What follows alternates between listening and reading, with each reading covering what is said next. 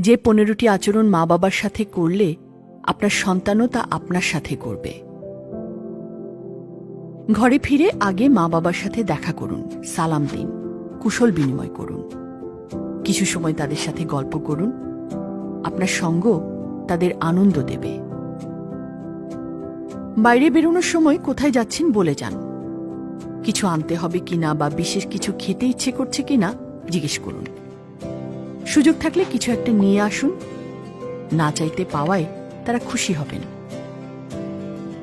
নিয়মিত তাদের শারীরিক অবস্থার খোঁজ খবর নিন। অসুস্থ হলে চিকিৎসা ও সেবার ব্যবস্থা করুন। বয়স বাড়লে মানুষ দ্বিতীয় শৈশবে চলে যায়।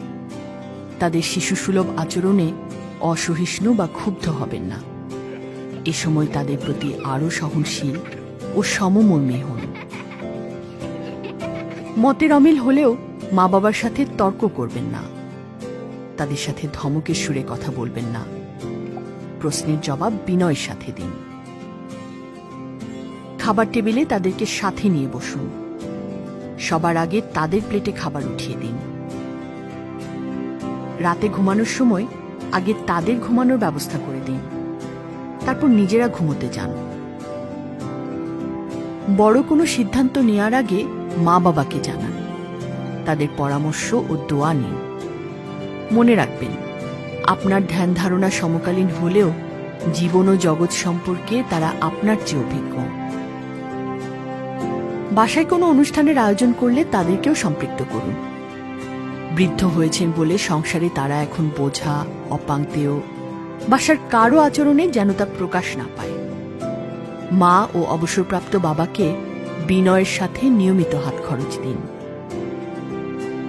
সাপ্তাহিক ছুটির দিনে আপনার ব্যক্তিগত কাজের ফাঁকে তাদের জন্য সময় রাখুন। তাদের পছন্দের খাবার রান্না করুন বা তাদের নিয়ে বেড়াতে যান। মেলা, উৎসব, দাওয়াতে তাদেরকে সঙ্গে নিন।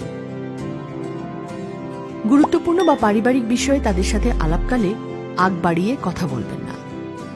তাদের সিদ্ধান্ত, উপদেশ, নির্দেশ আপাতত অপছন্দনীয় হলেও তাৎক্ষণিক প্রতিবাদ বা প্রতিক্রিয়া ব্যক্ত করবেন না।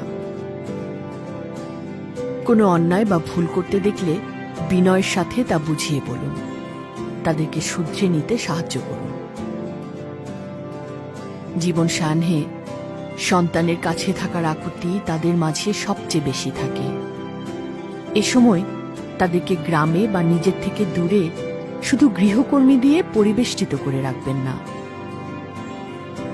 শিশু বয়সে আপনাকে তারা যেভাবে আগলে রেখেছিলেন, তাদের শেষ বয়সে আপনিও তাদের সেভাবেই আগলে রাখুন। বোঝা মনে করে তাদেরকে বৃদ্ধাশ্রমে পাঠানোর কথা ভুলেও চিন্তা করবেন না। জীবন যেমন স্বাভাবিক, মৃত্যুও তেমনি স্বাভাবিক। জীবন যেমন সম্মানজনক, মৃত্যুও তেমনি সম্মানজনক হওয়া উচিত। তাই মৃত্যু পথযাত্রী মা বাবাকে লাইফ সাপোর্টে ঢুকিয়ে নির্জন সেলে একাকী ফেলে রেখে তাদের অসম্মান করবেন না। তাদের জন্য সবচেয়ে সম্মানজনক মৃত্যু হচ্ছে আপনার কোলে মাথা রেখে, আপনার হাতে হাত রেখে পরম প্রভুর নাম নিতে নিতে শেষ নিঃশ্বাস ত্যাগ করা। মা বাবা পৃথিবী থেকে বিদায় নিয়ে গেলে তাদের মাগফিরাত বা অনন্ত প্রশান্তি কামনা করে সৎকর্মে অংশ নিন, সাধ্যমতো দান করুন। সামর্থ্য থাকলে তাদের নামে একজন এতিমকে আলোকিত মানুষ হিসেবে গড়ার দায়িত্ব নিন। পারলৌকিক মুক্তি নিয়তে আল কোরআন বাংলা মর্মবাণী বিতরণ করুন। আপনার বেড়ে ওঠায় মা বাবার অবদান কৃতজ্ঞ চিত্তে স্মরণ করুন। আর সন্তান হিসেবে মনে রাখুন, মায়ের পায়ের নিচে আপনার বেহেশত। বয়োবৃদ্ধ মা বাবার যত্ন নিন। বার্ধক্যে আপনিও যত্নে থাকবেন।